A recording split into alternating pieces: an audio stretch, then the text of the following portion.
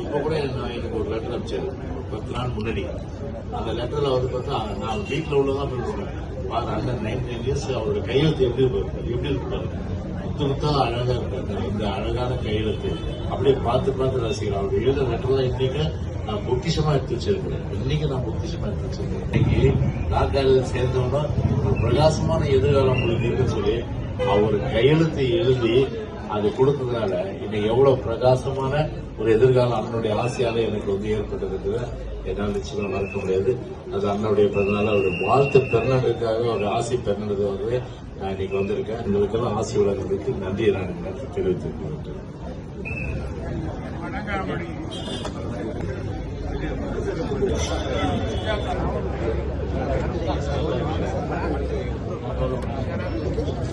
Photo எடுங்க, நல்லா இருக்கும்.